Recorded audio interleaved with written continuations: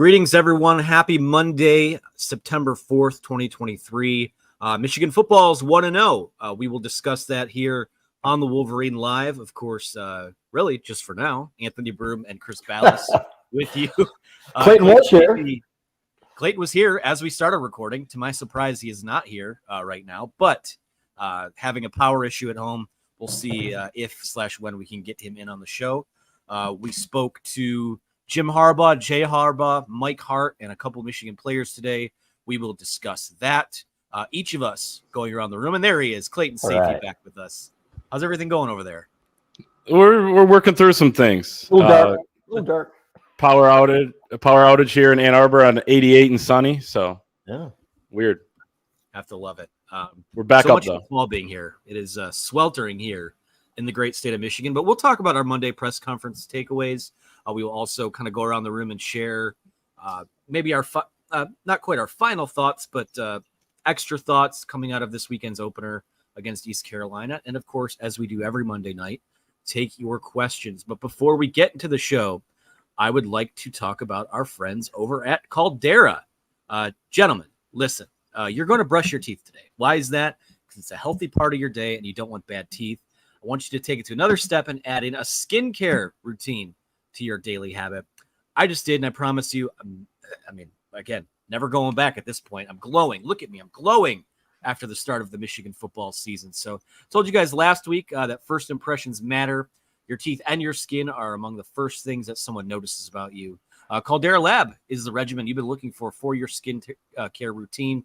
Habit stacking, habit hacking, whatever you call it, Caldera Lab is here to take care of your daily routine for skin royalty.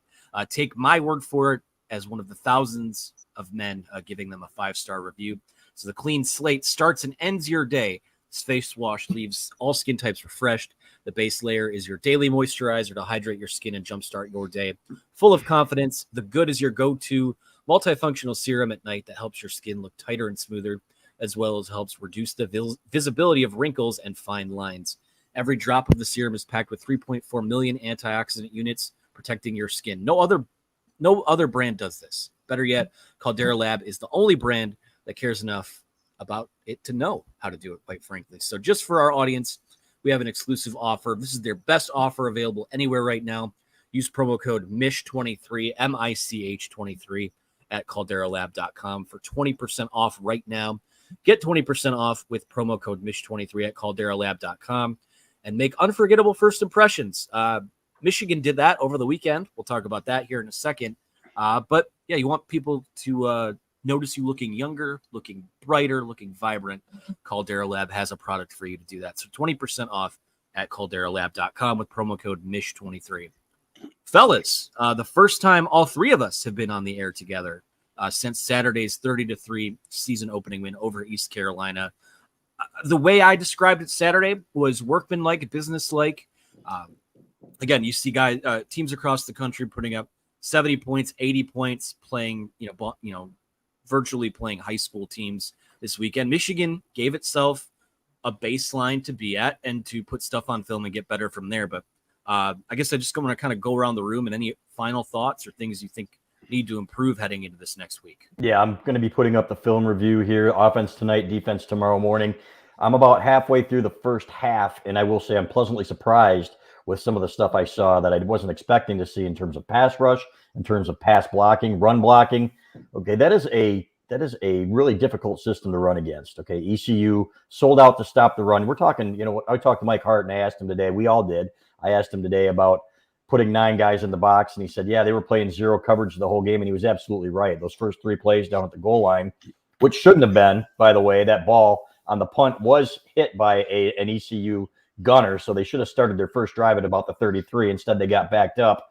But really, I thought the pass blocking was really good. The pass rush was fantastic. The fact is that Mason Garcia was getting that ball out extremely quickly, but it didn't matter who they put in there. Braden McGregor had some pressures. Derek Moore, TJ Guy was in there in the first quarter, and he had a pressure. And the interior linemen were getting back there and making Garcia move a little bit. The fact is that he was getting rid of the ball with under 2 seconds, fellas. So, and there were times that they had 6 guys in there blocking as well. So impressed with that. More impressed with the offensive line than I thought I'd be. All this, oh my God, they're terrible. There were a couple plays, one in which a tight end missed a block that would have been a nice gainer for Blake Corum. There were a couple of other plays where maybe the backs cut the wrong way or weren't patient enough, but those are things that are going to be worked out from week 1 to week 2. So overall, a good effort. I think ECU is a very, very well coached football team. They're better than the MAC programs that some teams were playing. Some of the other Big Ten teams were playing, for example. So I think Michigan's going to be just fine. It'd be interesting to see who comes out in that offensive line next week and which 5 eventually get the nod. You can say Colston Loveland's name on the block there. All right. Yeah, Blake maybe could have been a little bit more patient too, but I mean, you come out of this game winning pretty comfortably, and it could have been worse. I mean, Donovan should have got in. I thought that was a little odd that he wasn't able to, and then his jump on third down was a little weird. But you cover the spread if that happens. You get a sad field goal at the end, to put the only points up. So the fact that, we're kind of nitpicking the pass rush and stuff like that, and basically a shutout effort, just shows you where the standard is, where the bar is for this team. And it should be. I was looking at the PFF numbers today, and they were getting the ball out in 2.5 seconds. I think 2.55 for Mason Garcia and 2.46 for Alex Flynn, or vice versa. So, and that was some of the quickest numbers in the country in week 1, according to PFF. So, I mean, the numbers, the excitement wasn't necessarily there with some of these big defensive plays and big hits in the backfield. I mean, they did get a couple licks on those guys. Kenneth Grant, I thought, was really good. TJ Guy, too, stood out to me as well when you go back and watch the game again. But offensively, it's not this either or, like, can they run, can they pass? I mean, I think they showed on Saturday that, the pass game can get going. That was nearly flawless, I would say. At the same time, that's a pretty poor East Carolina secondary that, was playing one-on-one coverage. So we'll see how that looks against some of the better teams. And I think they checked the box. Blake Corum, pretty good first outing for him, gets 13 touches and, he still averaged 7.3 yards per carry. 2 of his carries were, inside his own 2. And then the other, one of the ones that hurt his average also was his 2-yard touchdown run. So good there. And JJ looked fantastic. So I think they checked that box, and on to week 2 with 2 head coaches. I think a thought I had during the game, certainly when you look at the way that East Carolina played it, is that ECU watched the TCU film from last year in terms of loading up the box, making things a little difficult, really quite difficult for the Michigan run game. And when you have a bunch of new guys up front that are still, need that chemistry and need those reps, Drake Nugent, Miles Hinton, we talked about this in our post game on Saturday, is that, these guys, a lot of what they didn't have the benefit of spring football. I know those guys were working their way back from injuries. A guy like Ladarius Henderson wasn't even, with the team yet. So chemistry is so important. Obviously, things need to get better there. As far as, Michigan's offense is kind of in a damned if you do, damned if you don't spot with at least the fan base. And I loved what they did on Saturday. They saw an opponent that strived to take the run away and did so pretty well in terms of what we expected Michigan to do. Michigan was able to go the opposite direction. And, Jim Harbaugh said the most prolific passing performance in Michigan history for a guy that's ever, thrown 30 or more passes in J.J. McCarthy. So did what he was supposed to do. Again, they took advantage of what they should have taken advantage of. This is a porous back end of an East Carolina secondary.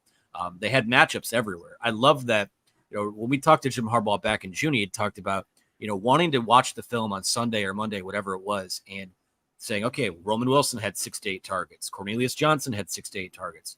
Colston Loveland had, 5 or 6 targets. The backs split. Everyone eats, as he said, and everyone kind of ate for the most part. And, again, it's going to be interesting to see how this offense continues to develop. I don't think when push comes to shove, what the story of this football team will be is that they're a pass first team, but they're going to need to keep throwing the ball to either set up the run, take pressure off the run, whatever it is. And some people will say, oh gosh, why isn't this team running the football better? And then if they run the ball for 400 yards and throw 15 times, people will bitch that they didn't throw the ball enough. And that's just the way that college football fandom is. But in terms of Saturday's game, not a whole lot to really, again, nothing I saw registered as a concern quite yet. Now, if things start to become a trend, then that's where we have a different conversation. But, with the new clock rules, I think that limited possessions. Obviously, starting your opening drive on your own 2-yard line, you just throw the game script out from there altogether, and you start a player, a drive or so later. The fumble on the goal line. So, there were missed opportunities left on the field. When you go back and watch the film of that game, though, I hesitate. They won by 27. It's a blowout, but it should have probably been worse than that. Yeah, and they should have been another touchdown there at the end. I don't think Donovan Edwards is the guy against Ohio State that you're keeping in there at the goal line to run the ball. And he's not your best goal line back, number one. And, the fourth down play I didn't like. I don't like shotgun, frankly, when you're down there that close. I would rather have a fullback behind him, hand off, and then get some push behind the guy, if you want to go that route. So, but other than that, Edwards should have gotten in anyway. And that really wasn't the story of this game, fellas. This one red zone possession. They were pretty good in the red zone in other areas. They were there 4 or 5 times. I think they scored 4 times. Is that correct? Something like that. So sounds right. 5 or 6 maybe, but 4 touchdowns and a field goal. So regardless, I was pleased, and again, pleasantly surprised with what I saw from the pass rush, what I saw from pass blocking again through a quarter and a half. I still have to finish that up, but no concerns here. And on top of that, you didn't have your head coach down there on the sidelines. You also did not have your offensive line coach to maybe help some guys out and say, hey, we needed to do this, we needed to do that. And he's one of the best in the business for a reason, Sharon Moore. So they're going to be fine. I think you're going to see a really good performance this weekend. I loved what I saw from the receivers catching the ball. Cornelius Johnson had a great catch in the first quarter on a high pass. And the catch radiuses and the contested catches, which is one thing that some of our practice observers said they really wanted to see. And we saw it with Colson Loveland. We saw it with Cornelius Johnson. We saw it with Roman Wilson, with the one exception of the ball that got knocked out of his hands. So very encouraged. Want to see a little bit better blocking on the perimeter, fellas. A couple of times there, the ECU defensive backs got a little too much penetration on those flat passes, but I think that'll be cleaned up. Oh, and the kicking game. Little bit concerned there about James Turner. We'll see. Yeah, he kicks it low, and then he perfectly struck the 50-yarder after kicking the one low before the timeout was called, or after the timeout was called. He kind of knew it wasn't going to count. Still made that one, I believe, but then perfectly hits the other one. But then, the 52-yarder was nowhere near it. You miss miss an extra point.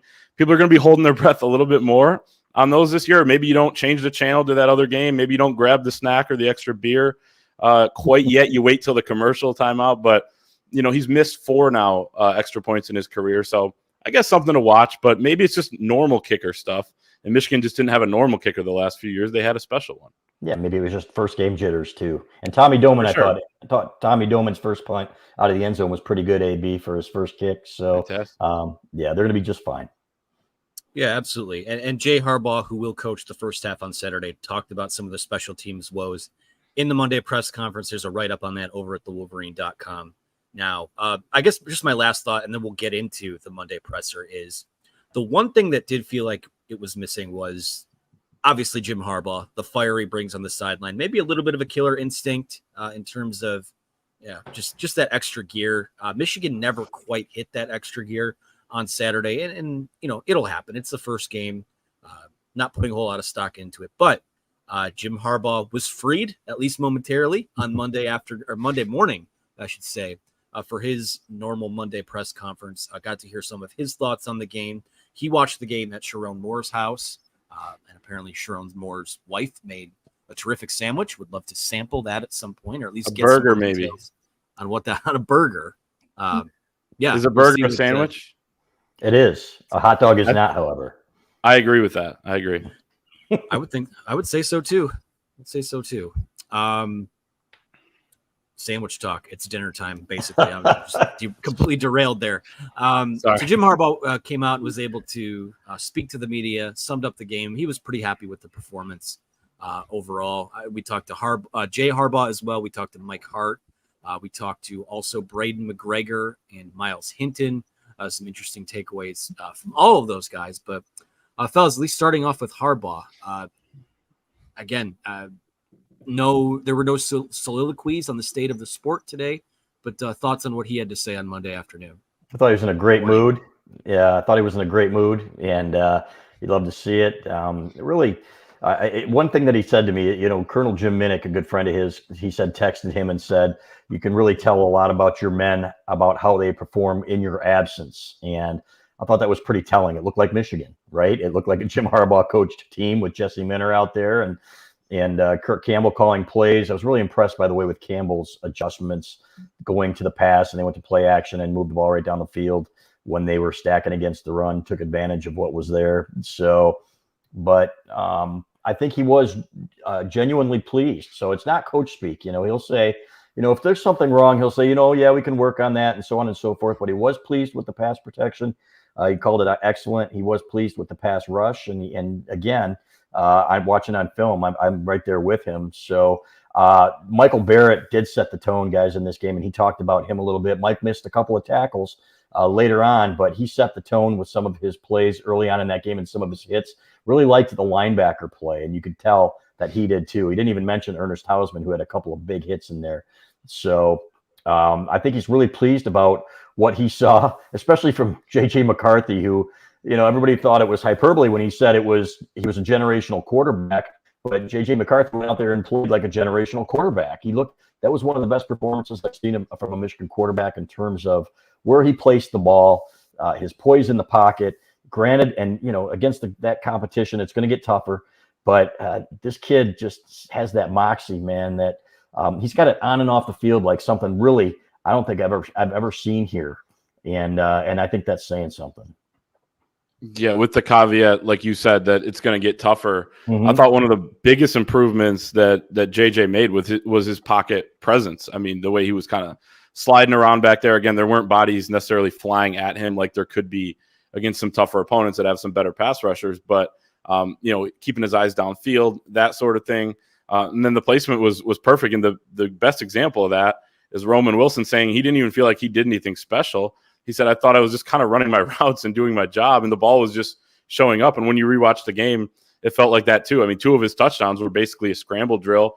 He kind of just cuts back inside, and JJ is right there with the ball. I mean, maybe there's a technicality actually on that first touchdown that it was good, because when he started his throw was behind or at the line of scrimmage from what some people are saying. So, but yeah, I mean, JJ was fantastic. I thought Harbaugh overall was pretty pleased with his team. I mean, there are things to nitpick, and I'm sure they're going to do that. And that's, something you almost want as a coach coming out of some of these games. And, like Mike Barrett, he definitely set the tone with a couple of hits. He also missed a couple tackles. And, there was kind of one play where I thought he kind of went too far inside, and he was trying to maybe make that TFL, gets burned, the guy gets outside of him.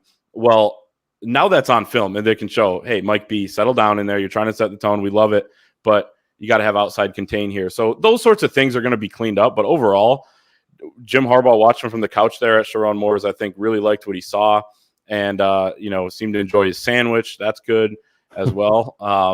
And overall, like, they're going to build on this. It's going to be another this type of game, I think, on Saturday. But they seem like right now pretty close to looking very, very good. And, they set the bar pretty high in the opener. Yeah, I think the McCarthy performance in particular is one that, the further we get out from it, again, I know there are obvious level of competition caveats to it. East Carolina was ranked, I believe, 129 in pass defense last year. So, but that's what you're supposed to do against a bad secondary, is shred them, right? And the ball barely touched the ground. He was as poised and as in command of the offense as I've ever seen him. The touch was good. That third touchdown in particular to Roman Wilson was just, about as good of a throw as you could deliver in there. So, again, I think Michigan knows that, and I want to talk about the running backs here in a second, but the coaches know that they're going to be able to run the football. Like, there's a pretty well-established floor there. We know, I assume at some point the offensive line, they'll find a five-guy combination that they like. We know that those backs will shake the rust off, which, looks like there was a little bit of it. We can talk about what Mike Hart had to say about Blake Corum here in a second, but JJ is going to determine the ceiling of this football team. And everything that they've said about him, it's not hyperbole. I think he has a chance really to be the most talented quarterback that's ever put on that Michigan uniform. And Jim Harbaugh and the coaching staff seem to feel that way as well. But I want to move into Mike Hart. We could talk about some of the Jay Harbaugh stuff, but Mike Hart is helming a running back room that, again, those guys expect to be the guys that lead this offense. And Clayton, a piece of yours actually just went up about Hart saying that it's not good when you can only run the football. So like even Mike Hart realizes that there's going to have to be some healthy balance there. And I think that's, again, what they're going to continue to strive for. Yeah, they are. And people saying, oh, it looked like Blake Corum lost a step. And I'm like, and I was talking to Skeen about this and watching it, when you hesitate, you look slower. And at times he didn't have a choice but to hesitate. That hole closed up so quickly. There were times when I saw that burst again. There was one time a guy got him by the foot when he was just getting ready to explode. And on the 21-yard run, I believe it was. The 37-yarder, the guy had an angle on him. I think he's going to be just fine. I thought Donovan Edwards was a little tentative, to be honest with you, on a couple of his runs, but he'll get better as well. So this is, again, you're feeling out a new offensive line, whereas last year, it was clockwork. You knew who was going to be in there. You knew their tendencies. You knew what they were going to do, where they were going to be. Same with, and having a tight end out there, Luke Schoonmaker too, who was outstanding as a blocker. So Colston Loveland's going to have to pick it up in that area. AJ Barner got beat once or twice, I saw on film early on in the second half. So these are things that need to get worked out. But to say that, Blake Corum isn't the same back as last year and what happened to him and so on and so forth, like Clay said, he averaged, 7.3 yards per carry against the stacked box, and it could have been more, and it will be more. I think there's no question that he's going to have his share of big games. So I did think it was interesting, too, that Mike Hart was talking about having 4 number 3 backs. And he said, we didn't have one in the past. He said, Kalel Mullings is really good. He's shifty. He's big. Benjamin Hall. And he said, Cole Cabana, who didn't even see the field, I don't believe. The kid can play. He's just not going to get the opportunity at this point. Maybe, did he get in there late in the game, Clay? No, I think he might be a little banged up because he was questionable and then he didn't play. So yeah, so there you go. So, but they've got options there, and but really the 1-2 are what you're looking at, and some nice pass blocking too, some nice blitz pickups from number 2 in there as well a couple of times. So again, one game, make your biggest improvements between week 1 and week 2. I'm excited to see what they do against UNLV.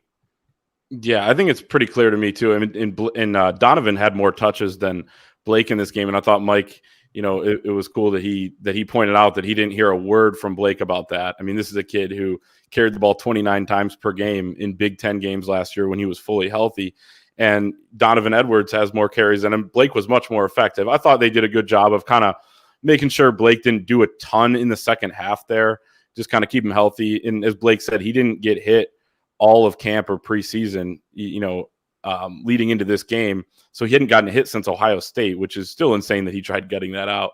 So, but to me, it's clear that Blake Corum is going to be the guy that's going to carry the ball a lot. I still think Donovan Edwards is, improving as a ball carrier, but I did like some of what they did with, the one where Donovan split out to the right on the short side of the field and they're coming left to right there.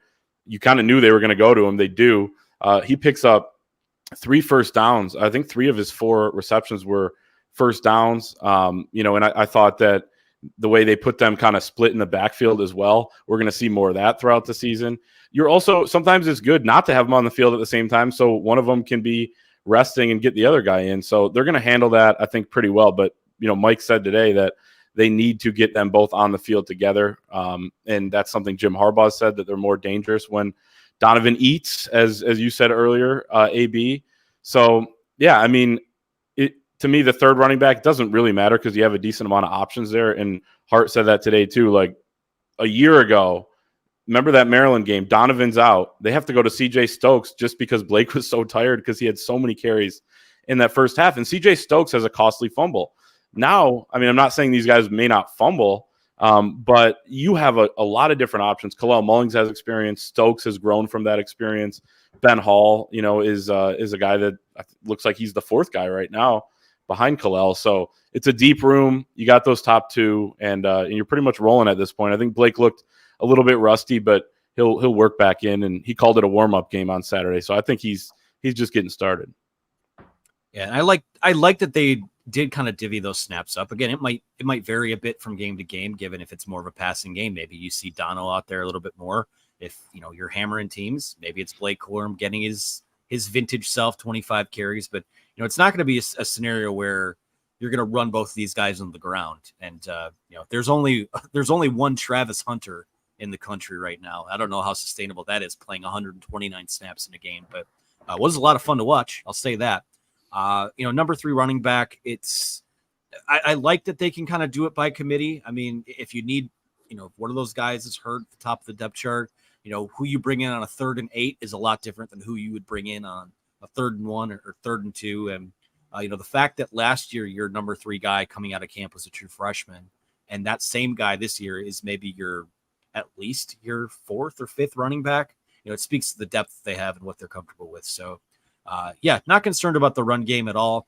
Again, better blocking up front, better communication up front, more sound decision-making from the backs in general, I think is going to, these are all things that are correctable. Nothing I saw Saturday registers as maybe a legitimate concern moving forward, except for maybe, and we'll see, going into our next point here, the special teams.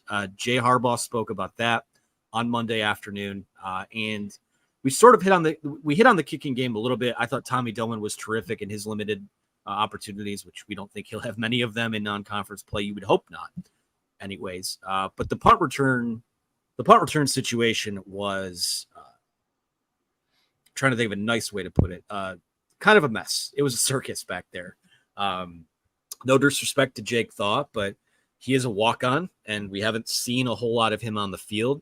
The fact that coming into that game was your most trustworthy guy, and you saw it right off the bat. I mean, the ball that it did touch an ECU defender on that first punt return attempt, and maybe the ball should have been back where it touched the defender at, but not great there. You got a true freshman right behind him, and Carmelo English that got a bit of a look. Would like to, interested in seeing where it goes from there. But Jay Harbaugh said those guys were put in a unique situation. The scouting report wound up being a little different. They had a different guy out there that was a left-footed punter. So again, I don't know. Again, everything in week 1, questions, not quite concerns yet. But if there's something to glean from Saturday's game, it's that right now your kicking game is not as automatic as we're used to seeing. We knew that was probably going to be the case. And then the return game is just still kind of an adventure right now. Well, the first one, I'm watching it again. There was no way he was going to get that ball on the fly. It was a shank, essentially.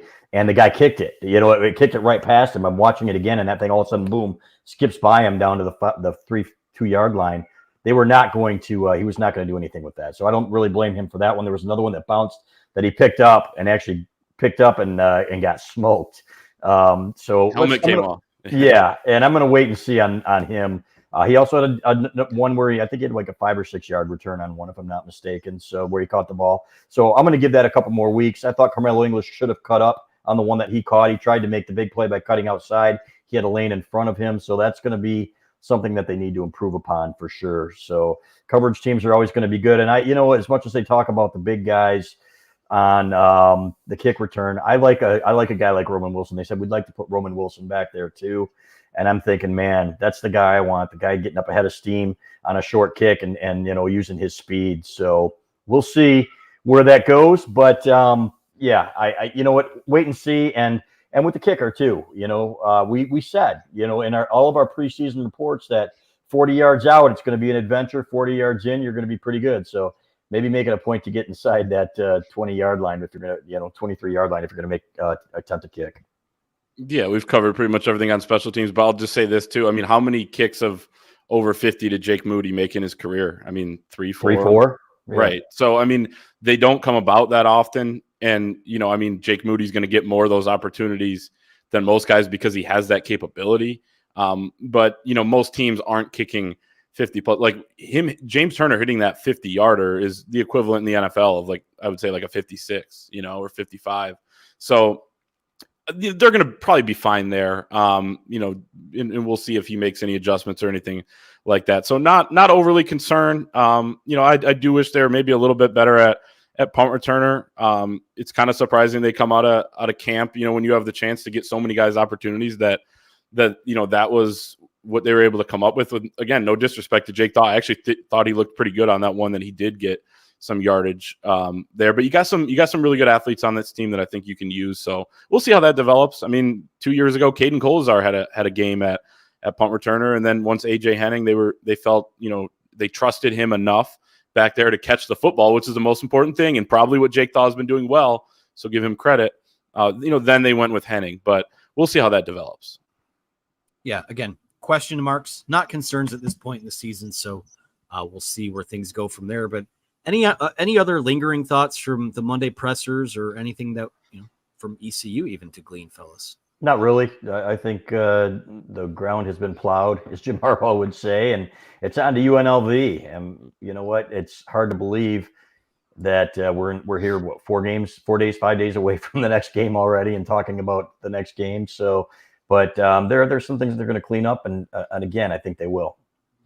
Yeah, the only thing is just hearing from Miles Hinton, who pretty much admitted he didn't play very well, and I would agree with him. Although I think he has potential, and obviously he played well in the preseason to earn that opportunity to start at right tackle, amid a bunch of competition there. But, he got beat a few times in pass protection. There were a couple times on the backside of the play on run plays where he got beat there, and his guy actually made the play on Blake Corum. So that cannot happen as well. And I think he knows that. So I'm just interested to see what they do. Jim Harbaugh dodged that question today a couple times on a couple different positions that he was asked about. One of them being offensive tackle, one of them being edge rusher. I think there was another. Where are you going to go with the Michigan method there? They are going to do that at backup quarterback, so we'll see Jack Tuttle if the game gets to that point, which you would expect it to. Pretty early evening, I would say, on Saturday. But interested to see what they do with that offensive line rotation, because we saw Trente Jones in there late. We saw him as an extra blocker earlier on in the game, and he looked fine to me. So, and we kind of know what he can do. So just interested to see what they do there after Miles Hinton had a little bit of a lackluster debut. Yeah, and the one thing I'll say about Hinton, and even it goes beyond that, Braden McGregor talked about there was some frustration with the pass rush, not quite being able to get home. Of course, ECU was getting the ball out pretty quickly.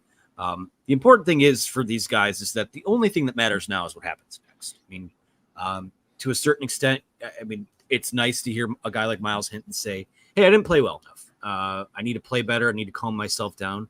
But once you get back on the practice field, that's over. You got to put the bad snaps behind you, put the bad games behind you, get back to work, and don't fixate on it. So, again, we'll see what happens there. I feel like there's still an opening for other guys to come in and make an impact on that offensive line. But if it's a meritocracy, I was going to say, AB, if it's a meritocracy, I would like to see Trente Jones get the start at right tackle, and let's see what he can do, because that's the way that Jim Harbaugh said he was going to do it. So Trente Jones, let's see what he can do out there. Yeah, and ideally too. Yeah. Sorry, Clay. Go ahead. I was just going to say, ideally, this week is when your position battles kind of sort themselves out, and then next week is basically the dress rehearsal for the regular season. So I don't know that will be the case, but that would be ideal. No doubt. And I was just going to say this too. So Miles Hinton struggled. James Turner, a little bit of I think you wrote, AB, a roller coaster of a day. You miss an extra point, but you make a 50-yarder. Then you miss badly on a 52. But, I guess you could kind of throw that out. I'd like to see, and I'm not going to take the time to do this, but just around the country, there's so many transfers now. How are transfers doing in their debuts? I mean, Miles Hinton, a lot of pressure on him. His brother played here. James Turner's from Saline, just down the road. So, there's some jitters there, and I think those guys will probably settle in. But I'm with UCB. I think we probably will see Trente Jones. I hope to, and, we'll kind of see what he can do out there. Whose transfers did play well was Florida State's. Holy cow. Yeah, in Colorado. In Colorado. That just goes to show you how impactful the portal can be. No doubt. Particularly the Florida State transfer. His name and former school escaped me, but anyways, I think he played receiver, something like that. Keon Coleman. I'm so locked into, I'm so locked in and focused on this football team. Sure. My wife's asking me to do stuff all the time. And there you have it. I can't focus. No, I'm just kidding. Let's talk about our friends over at Rogue Shop. Go check out rogueshop.com if you have issues sleeping, chronic pain, and or anxiety or stress. When you use the promo code The Wolverine, you get 10% off your order over at rogueshop.com. Rogue Shop sells CBD, THC, edibles, tinctures, smokables, bath salts. You guys know the laundry list of items at this point. If the anxiety, the pains, both of those this time of year, as we are in the rigors of a football season, something to tend to take care of. So Rogue Shop handcrafts all of their topicals, soaps, candles, bath salts, massage oils, tinctures, and more. They grow their own cannabis in their own manufacturing facility, and all of their products are made with the stuff that they grow. Novel concept there. The website has a 24/7 chat function where customers can ask anything they want. All of their edibles are custom formulated with cannabis vitamins and plant materials. Rogue Shop is America's #1 online dispensary and health and wellness shop. So head on over to rogueshop.com. That's ROGUE shop.com. Use promo code TheWolverine and you get 10% off your order today. Fellas, we are moving into the latter stages of our show here. So how about some questions? Let's go. Let's do it. This first one is from Jeremy, who said Jeremy has a few in the queue, so we'll get to as many as we can. What are your thoughts on the second team offense? Seems like the entire unit struggled and seemed out of sorts. I thought it started with Davis Warren, who didn't look comfortable, which was disappointing. You want your second teamer to get out there and show that, hey, if something goes wrong with your first string quarterback, J.J. McCarthy, that you can come in there and move the ball. So that was a little disappointing. So haven't watched the film on it yet, but I will. Frankly, it is what it is. I think that the second team offensive line is really good. But again, these guys haven't spent a whole lot of time playing together. So we'll see. But that's low down the list of priorities and concerns at this point right now. I think that there's still plenty of depth on this team. And if any one of those backups were to get in, I have confidence they do well. Yeah, well, here's the thing. Bless you. Here's the thing is, if one of those guys has to come in, they're playing with the rest of the first team. I think that's the good news. Now, I think we did see there that J.J. McCarthy, you don't want to see him take any hits like he took on that targeting there. But he's obviously a tough kid. So, look, I mean, that was pretty bad by the second team offense. I thought Kalel Mullings had one nice run, then they have a false start. They end up missing a field goal. So maybe they could have got something going if they just didn't have those penalties that were kind of screwing them up. But yeah, room for improvement there. I don't necessarily think that maybe that second team offense could start anywhere in the country, like some of the hyperbole, will have you believe. But, I mean, no reason why those guys wouldn't support their teammates and everything. So room for improvement. I would echo all of that. There's nothing I could say that would add a new layer of perspective to that. So I'll go to the second question from Jeremy. We just talked about the punt return guys. Would you like to see Carmelo English, Samaj Morgan, Donovan Edwards, or Alex Orji back there? Orji won't be a punt returner. He'll be a kick returner. I saw somebody say try Orji out, but it's the kick return that they were talking about with him. Thought was not his fault on the first one, not even close. The other one was really short. It takes some time, guys, to really get accustomed to that job. It took AJ Henning, a year. And I was thinking about him when I was watching him play with Northwestern, wondering what he was thinking. There was a role for him on this team, guys, on a potential Big Ten champion. And now, is he going to catch more balls at Northwestern this year than he caught at Michigan, last year? Hard to say, but I can promise you he's not going to win. So it's unfortunate. But we'll see. Sometimes it takes time to figure it out. If English can catch the ball, I know from people in practice who saw him said he's electric, both as a kick and punt returner at times. So, and I think we saw a little bit of that. But you got to catch the ball first, and that's why Jake Thaw is back there, and you cannot turn it over. I think that's when he proves that he can catch the ball and be very consistent in that respect. Then I think he might be the guy. Yeah, I'd be surprised if Jake Thaw's the guy at the end of the year. So it'll be, probably an ongoing process. But, then again, he's going to have his shot too. So I agree. And AJ Henning, I mean, if he's going to go pro, it's going to be in the role of kind of a gadget guy and a return guy. So I agree. Keep showcasing it here. But obviously it's, no sense talking about it now, I guess. But totally agree watching him yesterday. There's no reason why, he's not on this football team, in my opinion.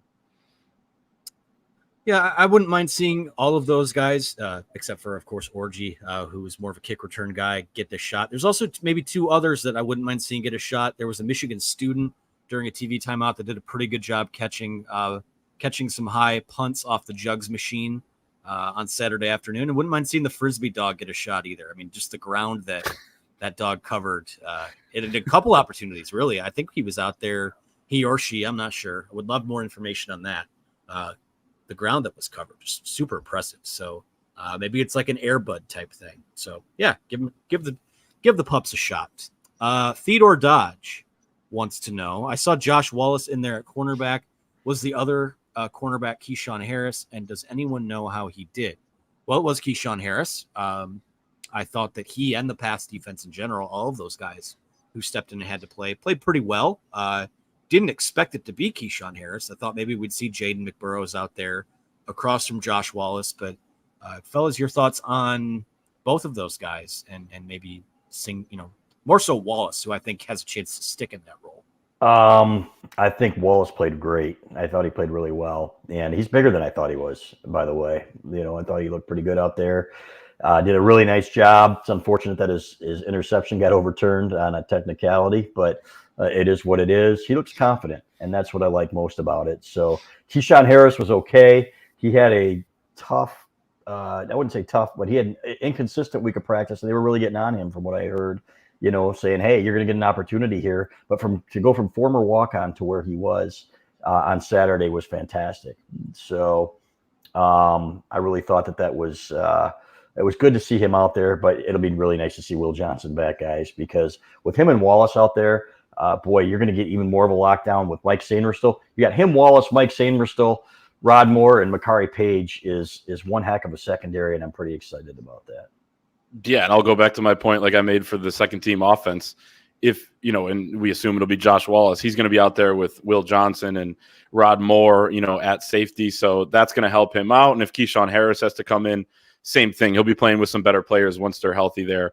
It didn't see a ton of Keyshawn Harris because it didn't seem like they threw his way a ton. He did have a stop behind the line of scrimmage, but Josh Wallace you definitely could tell he's not the fastest guy out there, but he's got some instincts. He's got some length to him. I think that basketball background, he was a heck of a basketball player back at DeMatha. I think will help him out. And he was really poised and had really good body control there on the sideline on what was almost an interception. So I thought they fared pretty well, but it's kind of tough to say a team that gets it out that quick. You're more kind of just tackling and leveraging and things like that than covering downfield for long periods of time.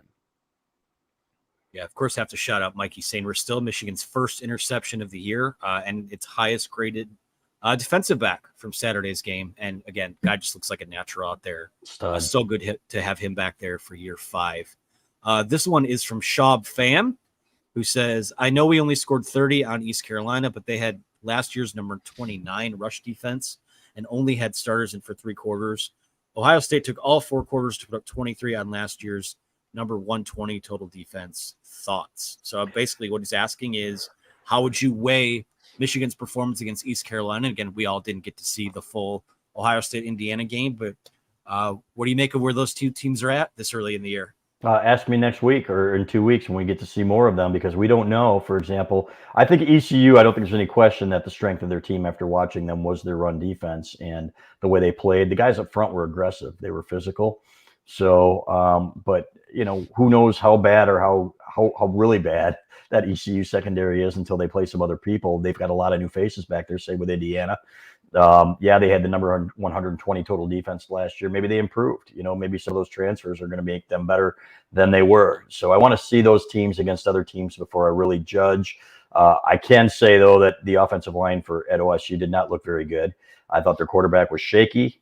I thought their defense looked really good. But again, is that a product of Indiana's offense just being not good, being horrible? I guess we're going to find out, when they play more competition. So, it's a fair question. I thought Penn State looked good and physical in a lot of ways. They gave up some running plays. I thought them and Michigan were the 2 best teams in the Big Ten, and I thought Ohio State was 3rd after that. Rutgers put the wood on Northwestern. Michigan State pulled away in the second half against Central Michigan, but it doesn't look like they have great athletes. I don't think that offense of theirs is going to be moving the ball on any defense with a pulse. So we'll see. It's hard to compare with different opponents. Openers are always weird. Like sometimes you come out absolutely humming in the first game of the season. Sometimes it's a little bit clunky, and we probably saw that. Probably saw both, at times for both Michigan and Ohio State, at different points of the game. But it is kind of odd to say about an Ohio State team, a Ryan Day coach team, that we know more about their defense right now than we do about their offense with O-line, question marks, and then quarterback. We'll see if McCord even stays the starter full time. I think he'll probably continue to in the short term, but never know how that could go. So I'll be watching Ohio State throughout the year, and it's kind of hard to judge at this point. Like you said, you just got to kind of learn as the weeks go on. But in a couple of weeks when they play Notre Dame, that is when we're gonna kind of get that first look at them. I feel like 2 years ago it was Oregon. Last year it was Notre Dame as well, where you kind of saw a couple flaws. Oregon obviously quite a few flaws because they lost that game, but you get to kind of learn more as the competition ramps up. So I'll be keeping an eye on that. Yeah, I'm going to give them being the Buckeyes credit. I mean, you go out first week of the year and play a Big Ten opponent on the road, go out to get a victory. I mean, it's not Michigan went to Indiana last year and things got weird and they didn't win by as much as they were supposed to. So things got really one weird. Week. Yeah. Things got extremely weird. Yeah. Tough, crazy to think about. Of course, JJ McCarthy leads them back out of that game late, but everyone's got question marks right now. It's tough to say. I mean, even, think of that Washington game that Michigan played 2 years ago. Even with how they ran the football, you look at the way they passed the ball, and there were people saying, oh, is that going to be good enough to beat Ohio State? And you build to something over the course of a year, and you're ultimately judged by what happens in that last game of the year. So I think right now Ohio State has very natural question marks. They're breaking in a new quarterback. Obviously, a lot to sort out there as they kind of try to rebuild what their identity is. But yeah, tough to say. I do think that Michigan looked probably the best of the teams in the Big Ten. Penn State, a couple missed kicks there away from, that being maybe a little more of a blowout as well. So impressed with what I saw from those two teams in particular. Justin Courtney says, I don't think Jim was messing around when he said 50-50 in terms of how he wants the offense to be balanced. It's going to be damn close at the season's end, maybe 55-45. I still would say by the time we get through the end of this season, it will probably be closer to 55-45 in terms of the run leading the way. Because if this team's blowing people out throughout the year, they're going to run the ball and close out those games. And if that pass game becomes more of a threat, that box is going to get a little less difficult to run into. And then you finally kind of have this true balance that you're looking at. But what do you guys make of the offensive balance? I think there's a big difference between 50-50 and 55-45, number one, that people think. But I do believe that people are not going to let McCarthy pick them apart. He continues to show out like he did in the first game. They're going to mix it up a little bit more. ECU had nothing to lose, right? They came in there and they said, okay, this kid can beat us. So if they had to do like over again, they do it. I bet they'd change some things up. So we'll see. But if they're running the ball and they're running it well, I don't think the script called for anything like we saw on Saturday. In fact, I know it didn't. They script the first 15 plays of each half, and a lot of that's going to be run. And if they continue to run the ball well, as Mike Hart said today, they're going to continue. If they're running the ball well, they're going to continue to do that. And so if they're passing the ball well, they're going to continue to do that against boxes. So I agree with AB. I think it's going to be closer to 55-45 by the end of the year. And let's be clear, they're going to go to Blake Corum quite a bit in a lot of these games when it really matters. Yeah, I would agree that it'll probably be about 55. I mean, I haven't changed from that. I don't think it's going to be 50-50. A lot of that has to do with that they're probably going to do a lot of winning, as you said, Anthony. Look, I don't think the last two seasons they were running because they just only wanted to run. It was just this conscious decision that, yeah, we can throw, we can do whatever we want, but we're just only going to run. We're only going to give the ball to Hassan Haskins and Blake Corum. I think they were much better at running the ball than they were throwing, and people were having a really tough time stopping the run, so they stuck with it. Mike Hart said today they didn't come into that Washington game 2 years ago planning on running 50 times, but Washington couldn't stop the run. They couldn't stop Hassan or Blake, so you just keep going back to it. And when they have good corners there, why go away from doing what's working to some unknown out there? So I think it's just going to happen naturally where it's working more, so you go to it more, and that's going to stress the defenses more when you are more balanced. And you can have the answers for they're stacking the box, we're going to throw it over your head, and that's what Michigan did on Saturday. Better teams maybe don't, they have more confidence in their personnel where they don't have to stack the box that much. So, then Michigan will have to make some decisions. But yeah, I don't think it's going to be 50-50, but I don't think they're going to be as one-dimensional as they have been. I would agree with all that. Last one from Shab Famine, I think we'll get out of here.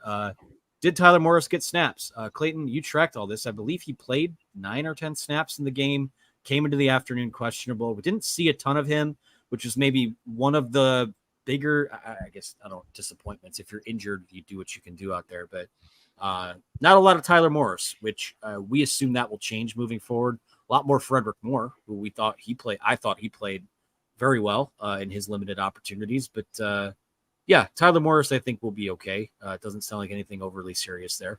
Nothing to add to that. I think he was really, really good this fall, and I think as he gets healthier, you'll see more of him. Yeah, he played, and I think he was one of those guys that was probably on a pitch count. Same with Darius Clemens, same with Makari Page. So just getting those guys back in there, getting them some game reps, and probably see more of them on Saturday if everything goes according to plan. All right, well, I think that's going to do it for us here on Labor Day. And, of course, the work never stops at thewolverine.com. Be sure to like and subscribe to the YouTube channel. If you listen to the podcast version, leave us a 5-star review. Say something nice about myself or my two co-hosts here, about the site. Whatever's on your mind. Good things, of course. I believe someone can correct me on this. Is our deal at the Wolverines still going strong, Clayton? It's a different deal now. $1 for a month, or first year at $74.99. All right, so that is good. Perfect. $74.99. That's 25% off an annual subscription to our site, and of course, a lot of stuff. And I'll give us. It's a pat yourself on the back Monday. Our game package, a lot of great stuff in there from all of you guys, from Chris, from Clayton, John, the whole team. Great package altogether. So be sure to get in on that analysis, the paywalled stuff. We're doing our best for you guys. We're trying to put out a product that we're proud of and that we hope you're proud of too. So thank you for all your support, fellas. Thank you for your time here on a Monday night. The three of us will be back Thursday to preview the game against UNLV, which is set for a 3:30 p.m. kickoff on Saturday on CBS. First CBS game for Michigan of the 2023 season. So for Chris Ballas, for Clayton Safey, for our producer Megan behind the scenes, thank you so much, and we will talk to you again soon.